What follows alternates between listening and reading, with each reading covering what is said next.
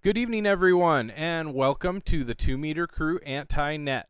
My name is Nick, call signs KN6DAL, and I will be tonight's coordinator.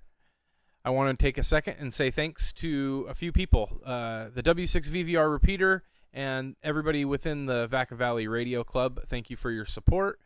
Also to the Freestar Network and for the use of their repeaters and all their digital connections. A big shout out to the owners and operators of the WX5 NAS repeater system. And thank you to Mike, WG5EEK, Greg, W5, GSW, and Brian, KK6BXP, for all of the effort that you guys put into keeping all the connections alive.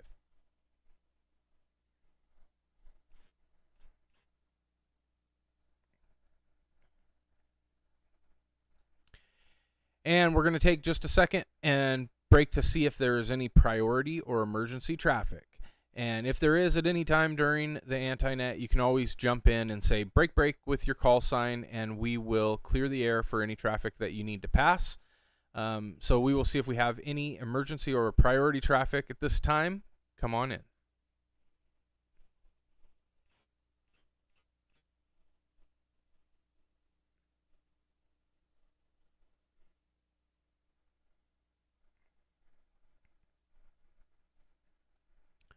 All right, nothing being heard. The 2 Meter Crew is not an actual club. We're just a group of hams. We're enjoying and learning all things ham related.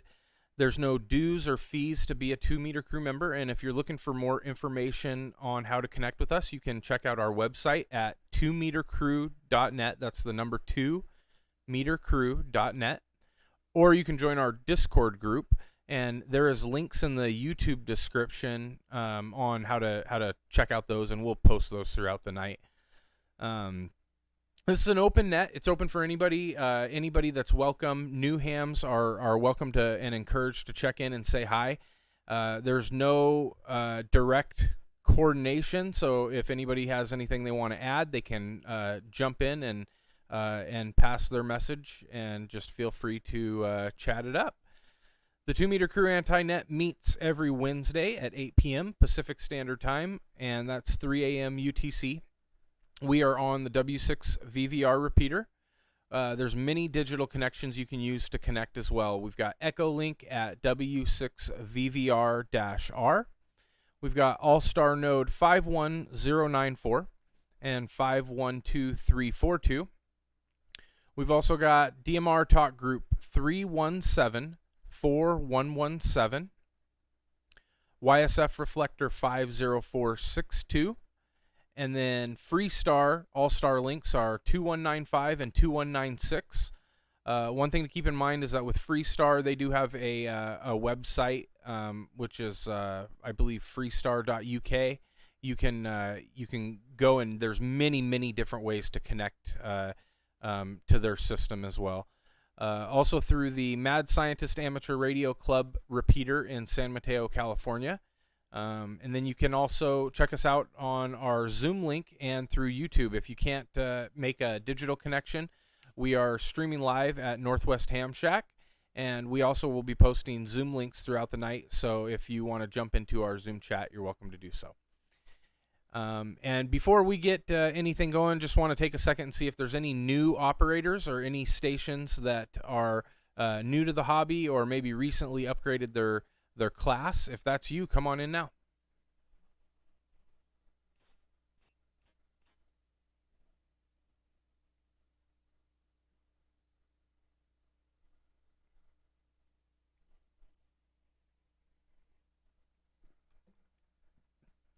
All right, no new operators tonight. So I thought it would be kind of fun to start this off.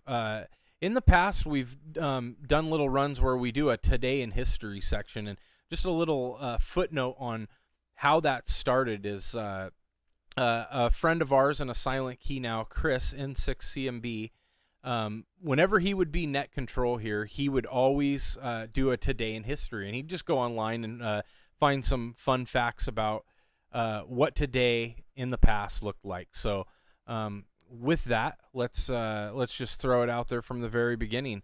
In 1936, a person by the name of Farid Murad, an Albanian American physician and pharmacologist, is the co-winner of the Nobel Prize in Physiology or medicine for his research on nitroglycerin's effects on the cardiovascular system.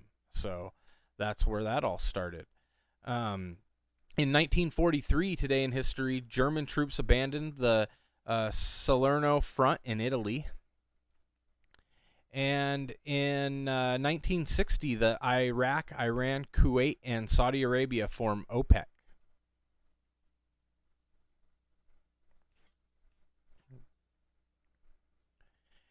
And for those of you celebrating birthdays, in 1961, Wendy Thomas, which is Melinda Wendy Thomas Morse, the mascot and spokesperson for the Wendy's chain of fast food restaurants, was born.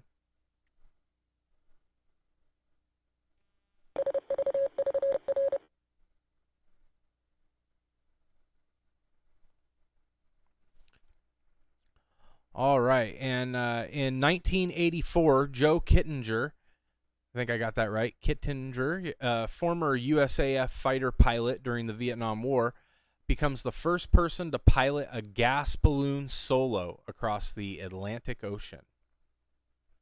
And in 1994, Major League Baseball player strikes over a salary cap, other proposed changes, forcing the cancellation of the entire postseason and the World Series.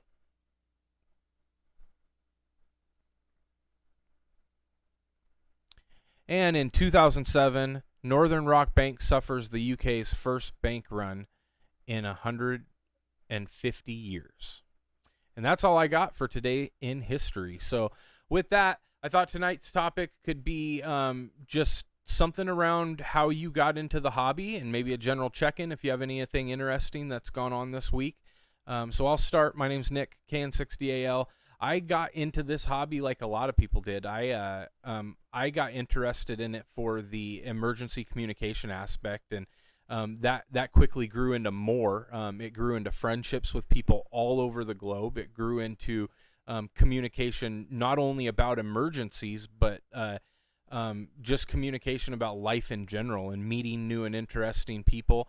And that's the number one thing that keeps me going in this. It's great to have all the things that I can rely on in case, I lose my ability to use a cell phone, or I need to have a quick way to communicate with people.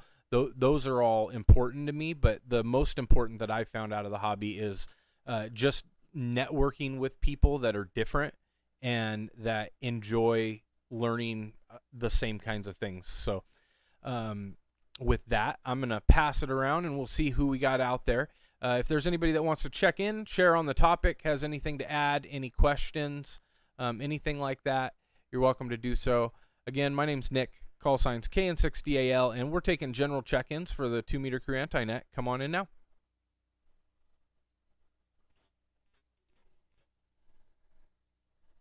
VK3HJQ, John in Australia. Good afternoon.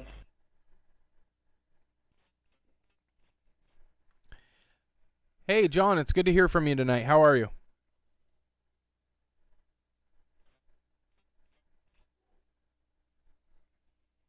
Not something but he's keen. I think going south for the winter. Well, actually, it's springtime over here, but it's rain down under.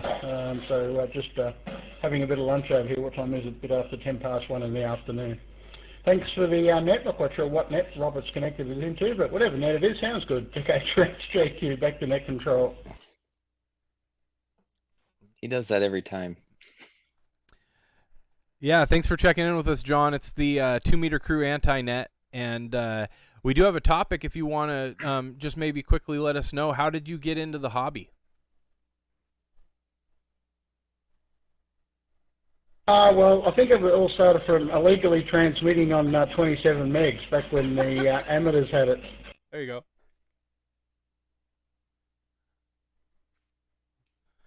Well, sometimes we got to do it wrong before we do it right, I guess. That's awesome.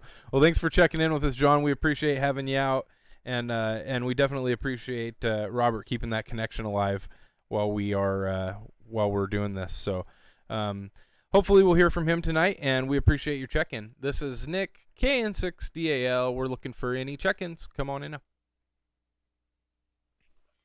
Is my audio loud enough now, Dave? Was it better? Kilo 8 Delta Lima Lima. That was loud. Yeah, you're good. Kilo 8 Delta Lima Lima. How are you tonight? I'm good, Nick. How is things up there on the Canada border? Well, things are better because this is the first anti-net in a little while that it hasn't been so hot in my shack that I've been miserable. I'm currently sitting at 81.1 degrees, and about 84, 85 is when I get whiny. So I'm feeling pretty good, man. How are things for you? Down here in San Francisco, it definitely has cooled down this week. We were Labor Day weekend. Unfortunately, I labored the whole weekend, and it got to about 105. And my son's room is the only room in the house with air conditioning, so needless to say, he and his better half stayed in there watching TV most of the weekend and playing with his radios and stuff. Last weekend was a little cooler. It was hot, but we had a breeze. And it's a nice 65 degrees right now. We just got back. We've been shooting water rockets off this afternoon with the scouts. So I'm just heading back from my Wednesday night meeting. Well, Connor's room is technically your room because I'm pretty sure you're the one paying the mortgage. So I would say boot him out and take the AC. And he's probably listening saying, no, it'll never happen. But, hey, never say never, right? Yeah, roger that. Well, having 4, whatever they are, 27-inch monitors and a supercomputer, and I think he has I think he has only 8 radios on his desktop, you know. So he's got all his stuff in there, so I'm sure that's what keeps his room at a toasty 80-something degrees.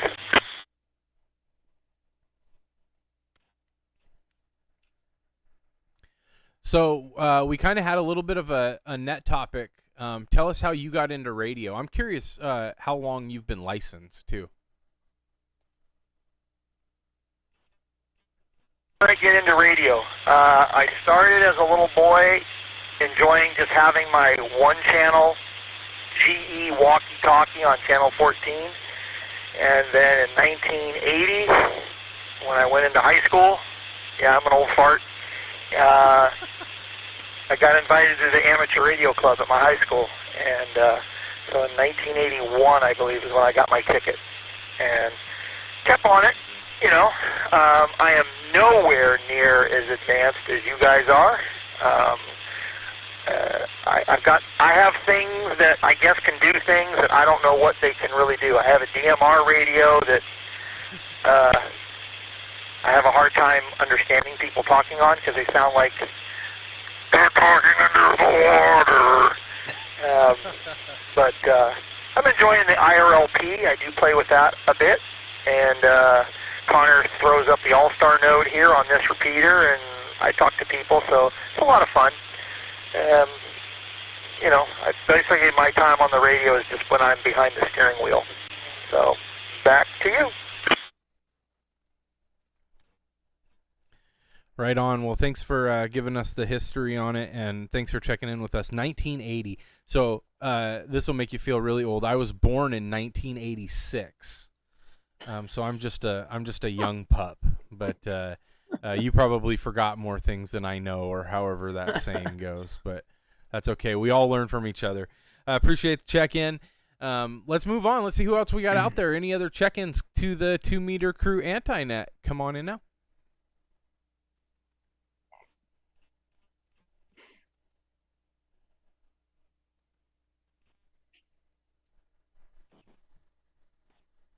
Kilo 7, Charlie Bravo Lima. Speak of the devil. Well, Connor, your ears must have been burning. How you doing tonight? Doing all right. Just have the radio on in the background, so I want to say hello.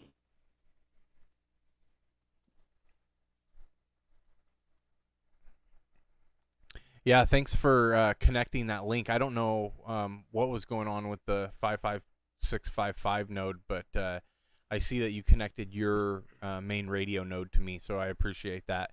And for those of you that don't know, this is Connor, K7CBL, and he is responsible for a multitude of our connections, and we've all kind of worked together to get everything working, so thank you for that. Tell us how you got into radio, Connor.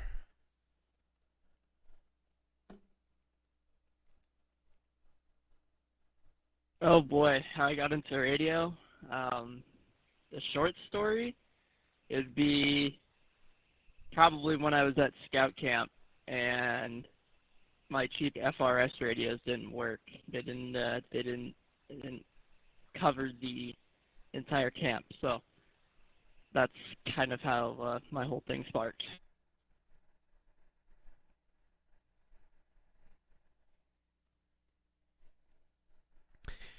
That's interesting. So I have a story that's kind of similar to that. So it's not FRS related, but when I first got my ticket, or like shortly before, I had bought just like a cheap Baofeng radio, and I was listening to repeaters that I couldn't make contact with because I didn't have a license yet. And so once I got my ticket, I started trying to make contact with these people that I was hearing talk, and I couldn't do it because the radio wouldn't go far enough to work to hit these repeaters super far away.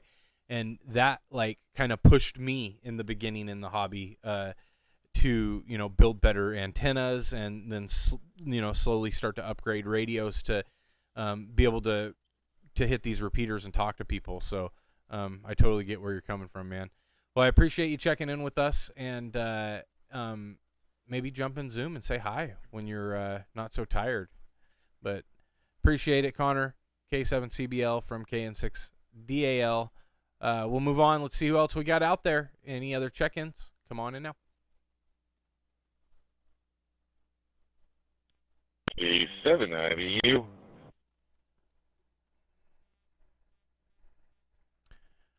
Hey, Stryker, what's going on? You must your ears must have been burning too, because we were talking about you before we started. We wanted to see where you were at with your HF antenna. Back to you.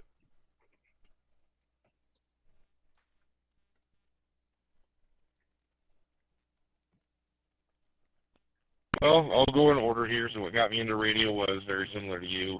I needed communications where my cell phone wouldn't work. I always liked driving out on backcountry roads, and it started over when I lived in eastern Washington, in Ellensburg. I'd be out driving around, and my cell phone wouldn't work, and I got to thinking, well, something happened, and I'm out here all alone. I need a way to contact help, and then that turned into the rabbit hole that is ham radio. As for getting some wire up in the air, I have some balance that should show up tomorrow. I got a spool of wire. I'm looking at doing an end-fed sloper, just kind of getting me off the ground and get the base station going.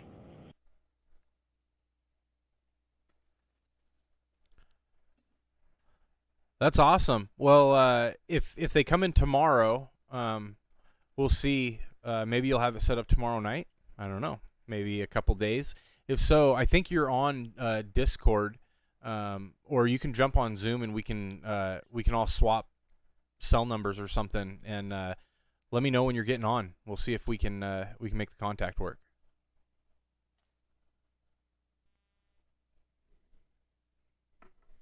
It's going to be tomorrow. The kids have been sick all week. I have it, and I'm probably not going to be jumping on Zoom because I look like trash right now, but I feel slightly better than that.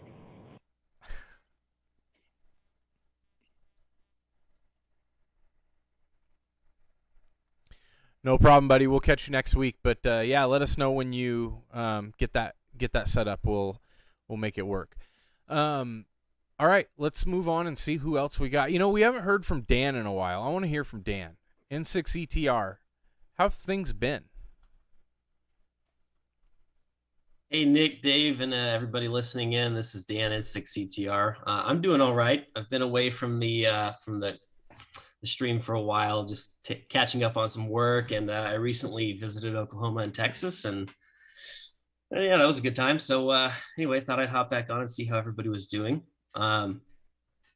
My introduction into ham radio actually started inheriting my grandfather's CB radio, a 1973 realistic Navajo Niner with the fake wood grain. We had a cabin growing up, and you know, we were busy with dirt biking and boating, but when we weren't busy, my dad gave me that and said, hey, you know, figure it out. I never did, but I did hear this crazy religious guy on CB just ranting and raving up in Orville, California.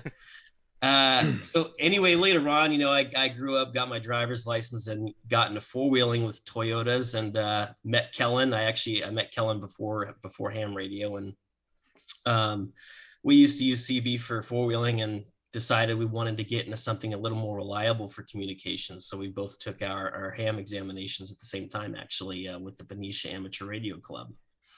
And from there, you know, we went slightly different directions. I chose you know, being familiar with old equipment and sticking to analog, and that's kind of where I'm at now. But it all started with good old CB radio and not knowing what the heck I was doing. N6ETR, back to you, Nick. Hey, thanks, Dan. This is Nick, KN6DAL. We are looking for general check-ins. Anybody that wants to come in and say hi, come on in now.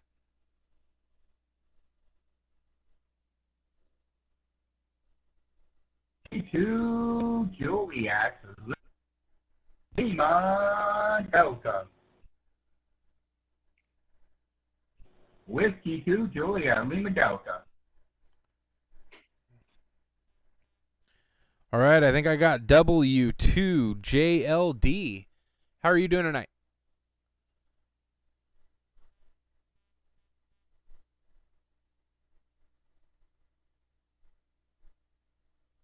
Juliet, Lima Delta. My name is John, Juliet Oscar Hotel November, and I'm located from the beautiful city of Rochester, New York, southern tip of Lake Ontario, 60 miles east of Buffalo, New York. Now you're doing very well. First time checkering around this net. I was just sitting here drinking a cup of coffee. I got out of work at 10:30, and for some strange reason, I can't close my eyes. So I thought, hey, why not check into this net? You know? So thank you so much for taking my check-in. I'm not sure what the question is. I think it's how you got into amateur radio, but I could be wrong. Back to Net Control. Hey, thanks, John, for checking in with us all the way out from New York. And you got it right. Yeah, it's how you. How did you get into the hobby? And anything else you really want to talk about? This is an open net. It's the 2 Meter Crew Anti-Net, and we are uncoordinated group of friends that just get on, and we're connected digitally through Freestar and multiple digital networks and several different repeaters as well. And we just like to meet new people just like yourself. So I'll pass it back over to you, and tell us a little bit about yourself and how you got into the hobby.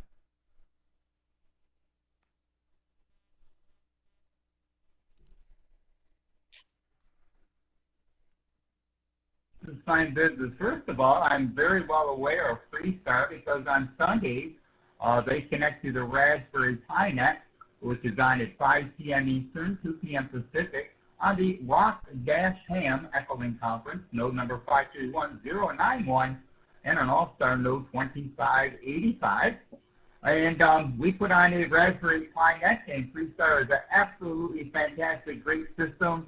The administrators there are just absolutely great guys, and I'm glad we have a joint venture with them over on the Raspberry Pi Net. And of course, I would love to have you guys stop by, check in. We have multiple nodes and Echolink conferences that check in, and it's about a 2-hour net, and we talk Raspberry Pi, everything's Raspberry Pi. So how did I get in amateur radio? Well, I think I'm going to give you the Reader's Digest version.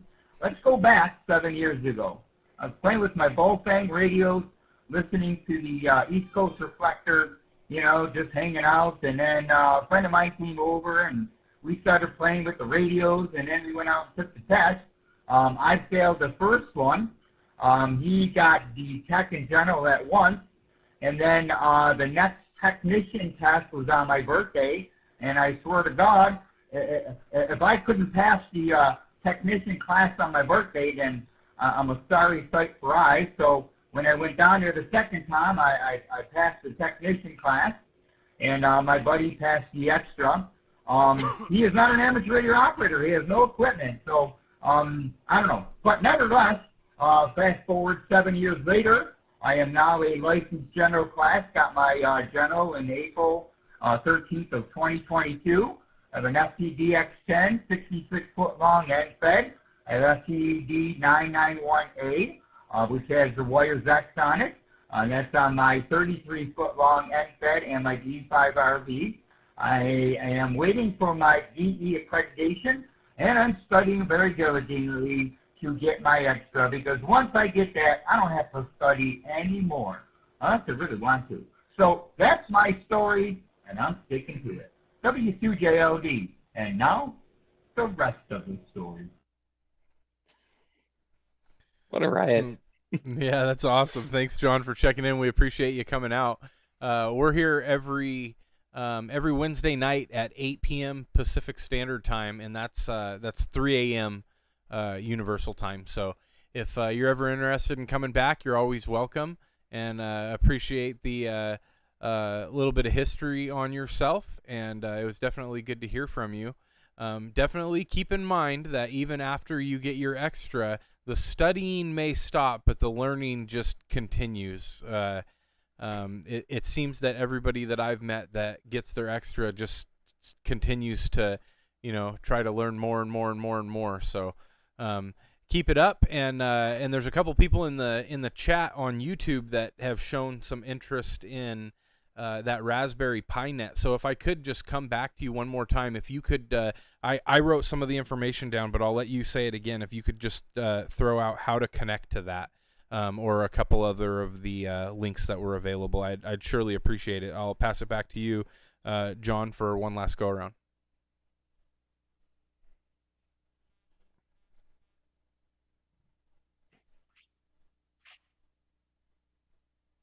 business? Well, first of all, you can find more information on the Raspberry Pi Net on the website rock-ham.net.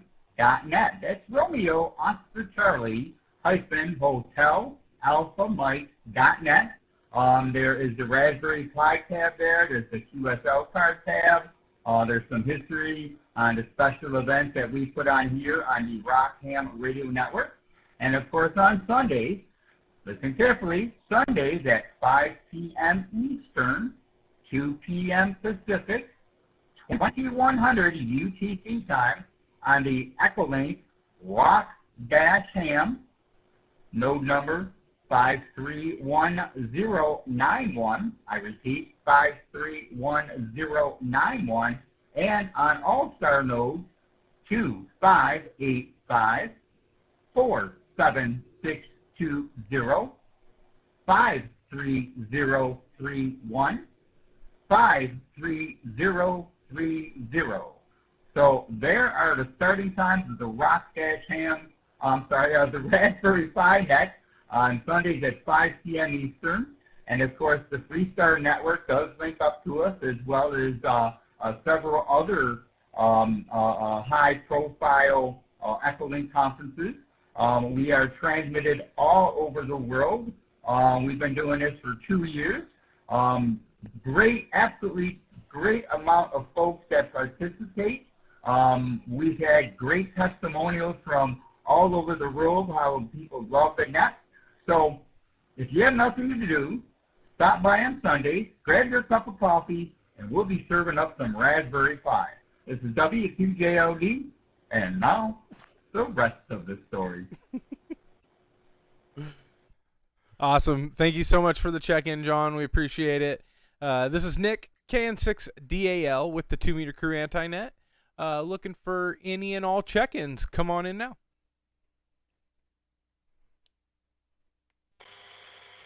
Whiskey 5, gunshot wound.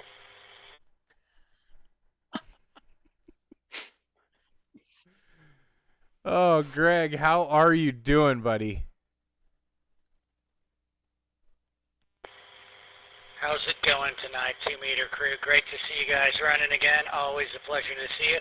Just wanted to do a check-in here. Super interested to hear about that Raspberry Pi Net, too. I'm going to go search that out. I'll probably ping you later, Nick, about some of that stuff, because I didn't write it down. Anyways, this is W5GSW. Yeah, hey, Greg, 2 questions. One, I see you're connecting directly to VVR, and that could be a couple different ways, but I'm guessing it's through Allstar. And I just want to comment on your audio. You sound really, really good tonight. Crystal clear, and whatever audio settings you have set up right now are really good. The other one is if you could let me know how you're coming in. I'm pretty sure that's it, but correct me if I'm wrong there. And then tell us about the topic. How did you get into radio? Back to you.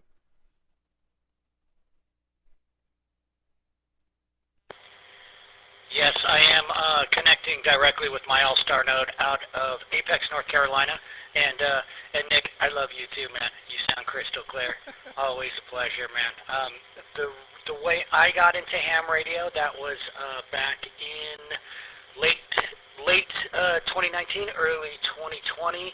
I got my hands on a Kenwood TK7132, I believe, like a business handheld. And I was determined to program it. Being kind of an IT geek myself, I needed to figure it out. I needed to know.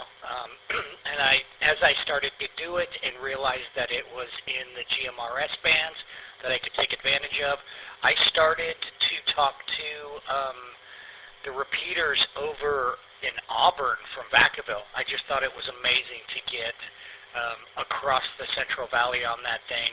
I got my GMRS license at that point, and once I started to do that, it just kind of expanded. Started to meet folks at the VVR club when I was living out in California, and folks like yourself, and it just kind of blew up. I love the hobby. I love the folks that I've met in this hobby, and I continue to learn every day on this sort of of stuff. This is Whiskey 5, Golf Sierra Whiskey. Right on, Greg. Well, always great to have you, man. Appreciate you checking in. And I know it's super late on your side, but you're going to have to give Ron there a run for his money because he's up late ready to rock. And I think you guys are in the same time zone. So appreciate you checking in, buddy. This is Nick, KN6DAL with the 2 Meter Crew Anti-Net. We're looking for any and all check-ins. Anybody that wants to come in and say hi, you better do it now. 6 Foxtrot Kilo Kilo. Did anybody get that prefix? I got FKK. All right, I only got the end of your call sign. I got Foxtrot Kilo Kilo. If you want to come again with your suffix on your comeback. But how's it going tonight? Or prefix, whatever it is.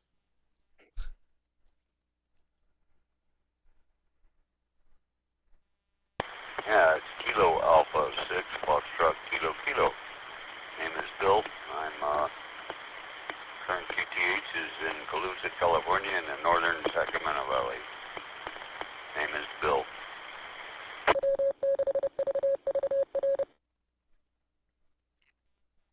All right, Bill, welcome. You sound good tonight. I know exactly where Colusa is. I love it up there. It's beautiful.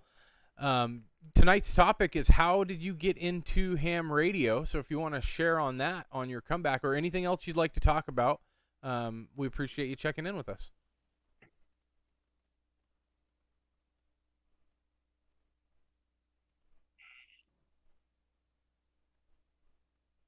Well, that's kind of a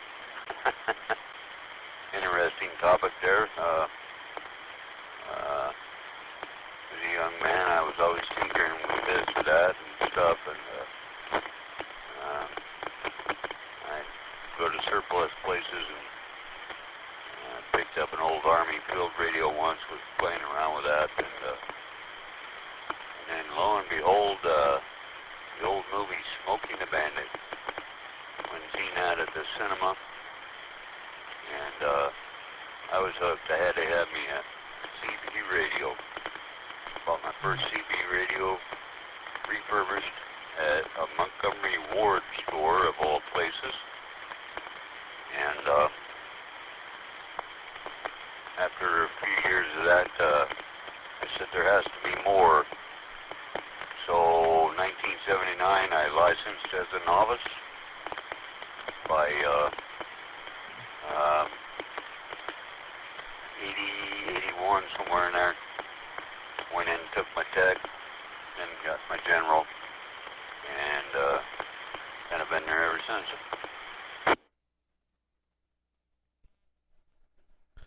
Well, that's an awesome story, Bill. Thanks for sharing it with us. We appreciate you checking in. How did you hear about the net, or did you just were you just scrolling around the bands, and did you just land on us by accident?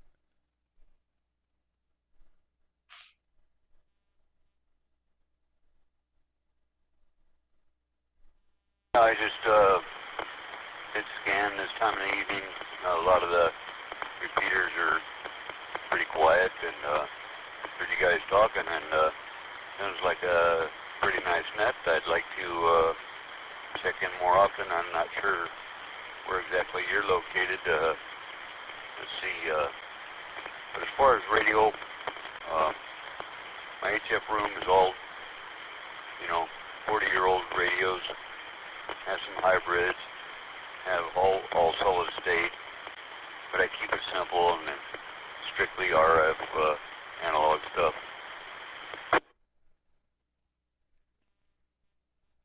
Well, you and Dan would get along good because he's got a whole shelf full of Heathkit products right behind him, and that's his jam. Yeah, so I'm located in Western Washington. I'm just north of Seattle, about 30 miles in a town called Everett. I am speaking to you through a digital connection called Allstar, and that is directly linked to the W6 VVR repeater, which is how I believe you're connected from the looks of it. There's several of us that are in a Zoom chat right now that are all able to talk on the air, which is keyed up through my station here. And there's people that are checking in from all over through all of the different connections that we have and different repeater systems that are linked right now. So we keep those links active till shortly after the net is concluded, and then we turn it back to just the W6VVR repeater, and then shortly before we go live every night or every Wednesday night, we turn all those connections back on, so we're linked to all sorts of different places. But you're always welcome to check in and say hi. We're here at 8 p.m. Pacific Standard Time on Wednesday night, every Wednesday night. So we appreciate you coming in, Bill, and thanks for sharing your story with us. This is Nick, KN6DAL, with the 2 Meter Crew Anti-Net, and I think it's time to hear from Dave. K6WBY, tell us about yourself, buddy. Hey, Nick, and everyone on the net. This is Dave, K6WBY. Just been having a wonderfully great week in ham radio, by the way. I've been knocking down HF contacts like it's nothing at all. Just having great fun. The bands have been great, and my DX commander has been working really well. So I did the presentation on my my Go box for my batteries last week, and it literally takes me 5 minutes to pop that thing out, put my radio on top of it, plug in the coax, and I'm ready to rock. So I've been able to spend a lot more time, and the weather's been nicer, so I've been able to spend a lot more time making some HF contacts and having some good fun there. My adventure in getting into ham radio is kind of twofold. It originally started with a 10 meter radio transmitting on 11 meters back when I was in high school. So I had a great radio, which I still have, and I haven't fired up yet, but I intend to fire it up soon. That was a 10 meter radio that had been modified to operate on 11 meters. And just had great fun with that. Really got into the hobby and just understanding radio, and started to get into ham radio back then when I was in high school, and then kind of let the hobby die and moved on to be a radar technician, and all that stuff that sits there in Dan's background was right in my wheelhouse. Tubes everywhere, 1940s, late 40s, early 50s equipment. And just kind of kept with it through that, and then let it go for 20 years until I got into off-roading with my son. And it was a requirement with the first off-roading trip that we went on to have some sort of radio for communications. And kind of the I need it next week to go on this trip that we're going on, entry-level system was a mag mount with a Baofeng radio, illegally transmitting on, the commercial off-road radio frequencies. And, after that experience and having this terrible little radio, which kind of worked okay, and seeing some of these other radios that these guys had, I understood enough about ham radio to know that these guys are having a hard time talking to one another. And the group does get spread out well over 20 miles between stops in the middle of nowhere. And they've got, 50 watt plus radios, and, it's like there's repeater systems everywhere around here. If we had an emergency in this area, having a local, simplex connected radio doesn't really do you any good, and your cell phone is useless, and all these other things. So from that point on, I said, I know exactly how to fix this problem. I want a great radio that's going to do really well, but gives me the ability to connect to repeaters. With a little bit of pre-planning, you can almost never be out of contact of a repeater just about anywhere you can travel. And there's some amazing linked systems in California, Nevada areas with some very broad coverages that you can get to somebody from just about anywhere. So it wasn't so much the emergency like, there's a fire, there's some sort of earthquake or some other sort of problem because of my firefighting background, that I'm not worried about that. It was more of, I'm in the middle of nowhere and I need to talk to somebody, and I need somebody that's going to pick up. So that's what launched me back into ham radio. And, I got my tech, and right in the middle of 2000, I think, got my general about a year later, and working on my extra now. So been great, having tons of fun with the hobby, and knocking down HF contacts, and just looking to get more and more, and just have more and more fun with the hobby. So that's me, K6WVY.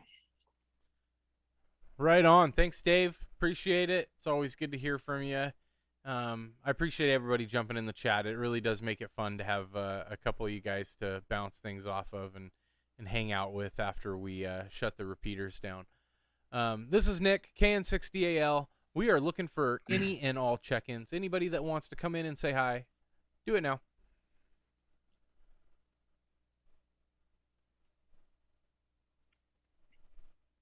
Or don't.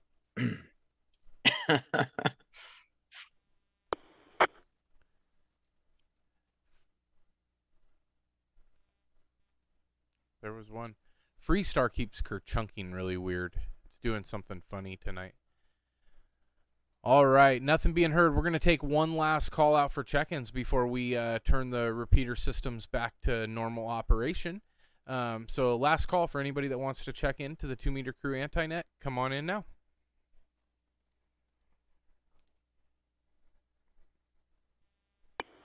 KM6TAX, how's it going?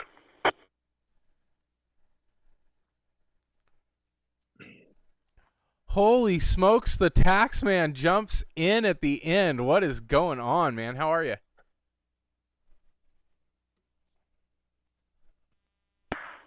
Pretty good. Just hanging out.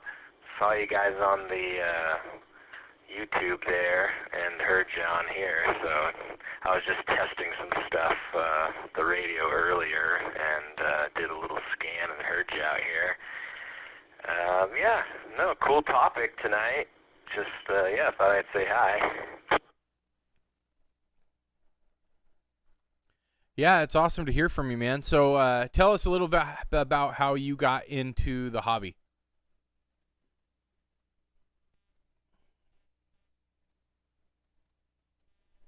I think someone was keying up. Hold on. Well, let's see. How did I first get into it? We were on a camping type trip up in Mount Shasta area, and we were riding our dirt bikes, me and a group of friends, and we got separated. And, one group went one way, another group went another, and then another went another way, whatever. And we all we didn't get lost exactly, but we got separated. And it was kind of like in the beginning of the day, and it was kind of a bummer that we were all separated. We wanted to stick together that whole day, and kind of changed our plans. And then I was like, there's no cell phone coverage, there's nothing, over there. And I was just like, how could we have communicated, if we would have gotten separated like that? And so I started kind of searching for different ways for communications without cell phones and this and that. And everyone kept talking about ham radio, on a lot. Some people would say, oh, CB, and then other people on different forums would be like, no, ham radio is the best, kind of thing. So then I started looking into, ham radio. And, and then I, of course, put a bow fang in my shopping cart in Amazon, and waited for a long time, and then it went on sale. It had like a flash sale or something like that. And I was like, I might as well get it now. It's cheaper than it's ever been. So, and it was like the 8-watt model. It was like $40 or something like that. Normally 60, whatever. So then I got that, listened to some repeaters, and then took my test. I think it was June 2018, or no, May. I think it was May. And yeah, then 9 days later, I got my license.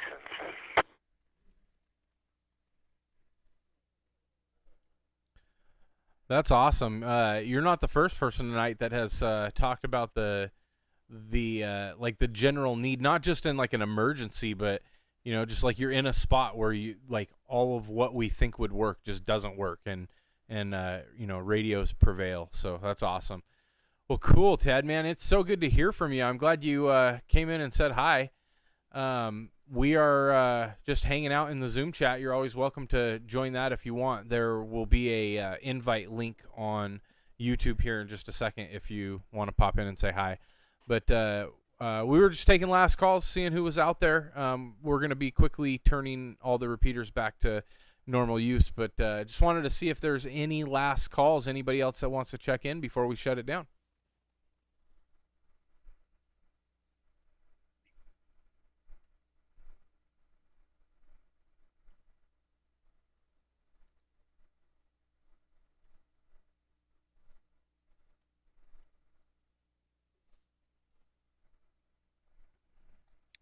All right, nothing being heard. Appreciate everybody coming out tonight and checking in with us and saying hi.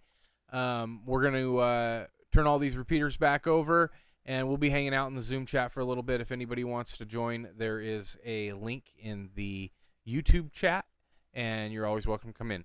So till we see you next week, I'll say 7-3.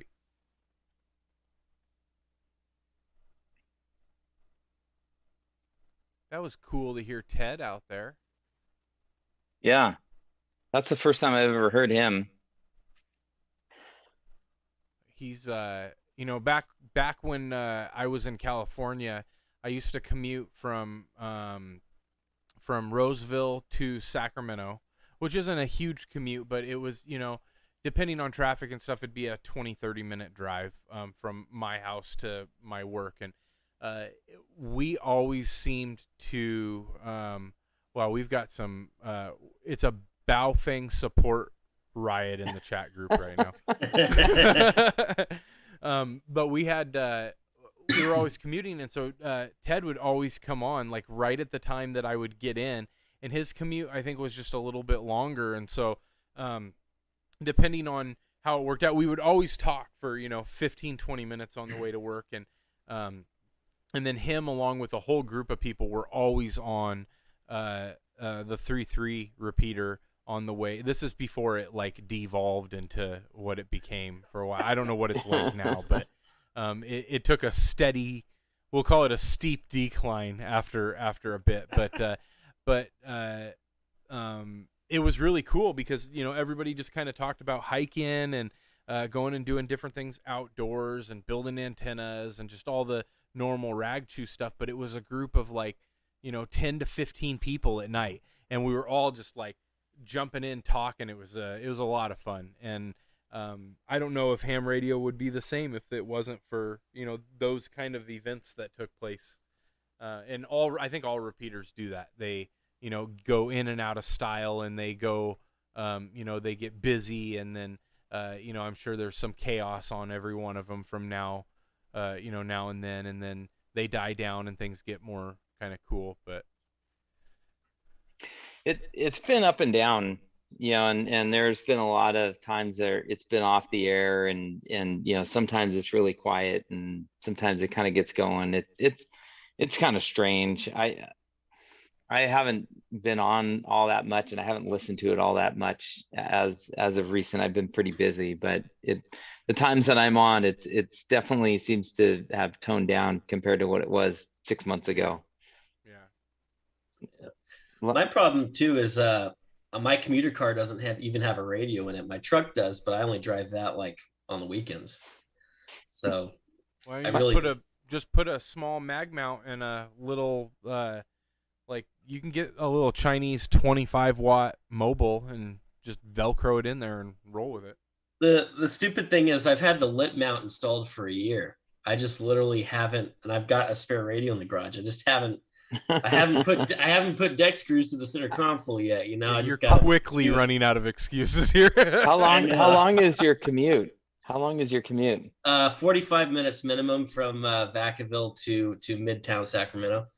Oh wow! And what do you do you might have told me before, but I'm an engineering technician for the city, so I collect data basically. In this case, it's for a retired landfill. yeah. So I basically talk to myself out on a grassy knoll all day. Yeah, yeah, I could see that. Yeah. That explains the Heathkit, honestly. It explains things, yeah.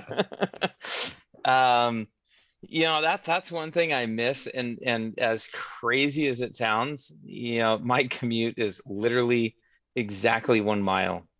It almost takes me longer to pull out of my driveway, depending on when I leave, than it does to get to my office once I get out of my driveway. And but I never have that time, just with kind of nothing else going on in the car, when I can just drive and do something like, chat on ham radio or whatever else. I've done long commutes in the past. Don't get me wrong. I used to commute from here to San Jose or Sacramento, depending on the day. I mean, I've definitely, I quit that job when all of a sudden I realized I'm spending more time, behind the windshield than I am on the clock. Mhm. In any given 24-hour period. Like, what am I doing? I've got to not do this anymore. Right. And but my commute is not worth getting on the radio. Just there's so much. Why are you not walking to work? That's a good question. And my walk would actually be shorter than my drive, because I can cut through the vineyards to get to the office. But a lot of times I'll have to leave in the middle of the day to go see a client, or to run to my Napa office, and all of a sudden then I have to like hoof it home to pick up my car, or leave my car in the parking lot at the office. Get this, I mean, and as ridiculous as that sounds, 15 years ago, before we moved into this house, I almost bought a house that literally shared a back fence with my office building. Like, even in the downpour, I could walk out and walk into the building without getting wet. It was that close. So we didn't end up, we had an offer in on it and it didn't work out, but it would have been nice to just open up your back fence and be at the office, and not even have to take my car. That's a good point. But often I'm, in the middle of the day going to visit a client, or run into my Napa office, or doing something else, and it's just too inconvenient to not have a car. Right. Yeah, that almost seems too close. Because if your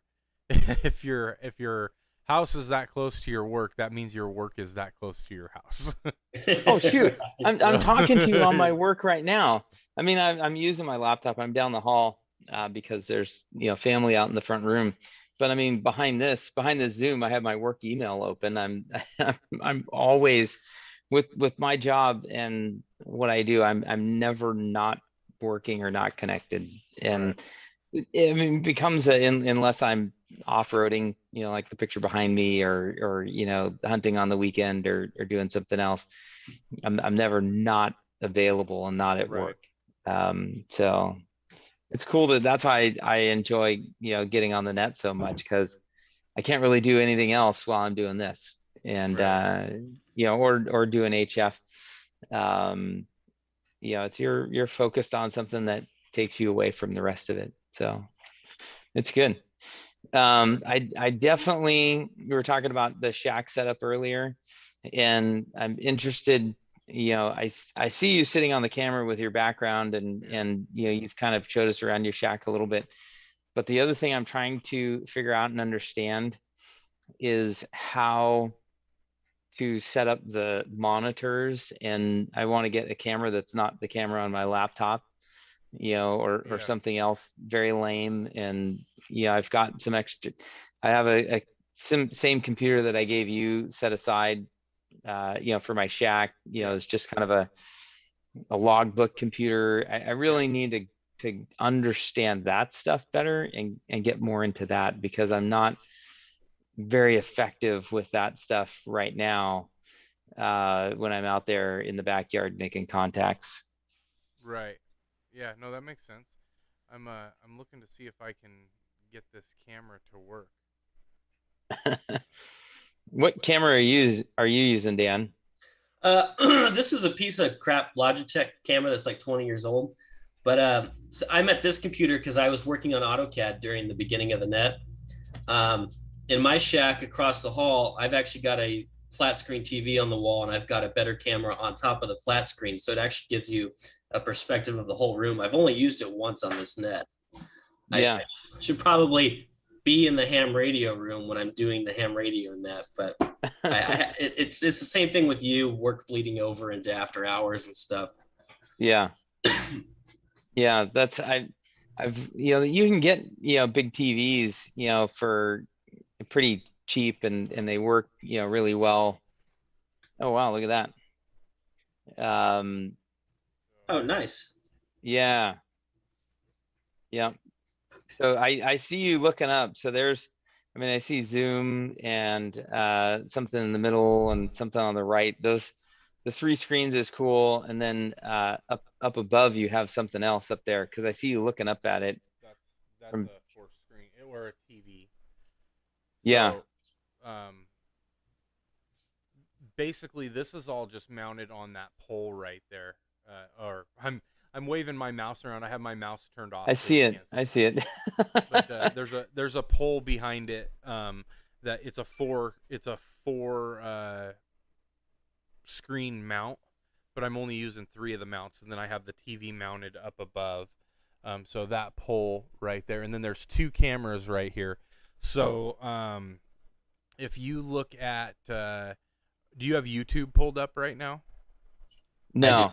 Okay, so Dan can see this. If there'll be a delay because there's a 20-second delay, but I'm gonna turn on a green screen cam, and then you can see, you'll see me pop up and then disappear. So there's 2 cameras here and then 1 over here. So this camera over here is like a workbench camera, and then then these 2 cameras. One is dedicated to Zoom, and that's just a Logitech. I forget the model, but it's just probably a $60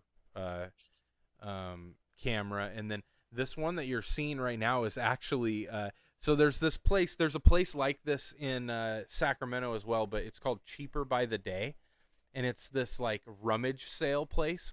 And I've actually bought multiple USB cameras just in their bins for like $2 or $3. And really? So, yes. And so I've just got bunches of them. I've got like Cat 6 cable up the yin yang. I'm just anything like 100-foot rolls of it. All kinds of weird stuff that I've found that I've used just to kind of like piece it together.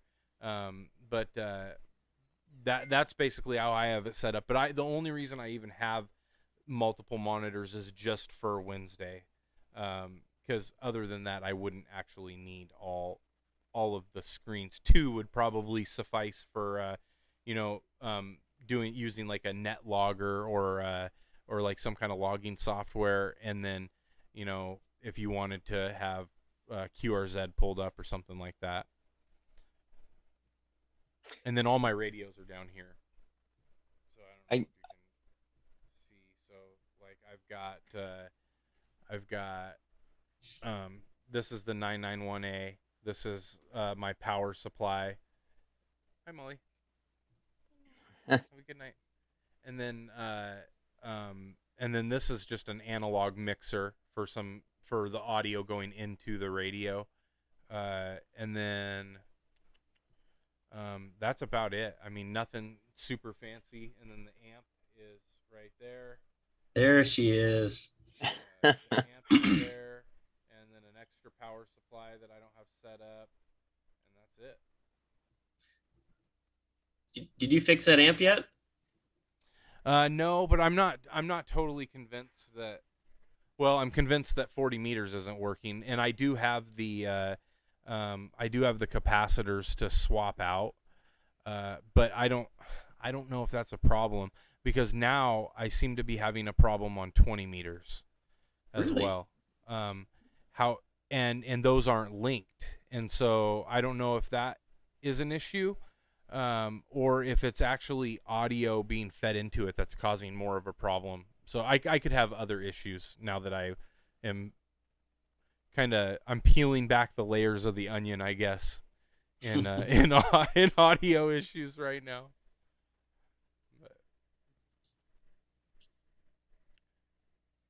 Go back to... That's cool. That's a good setup. But the thing that I've kind of gathered even in my original question about how to set up the shack, just even from this evening, is more of kind of the dedicated,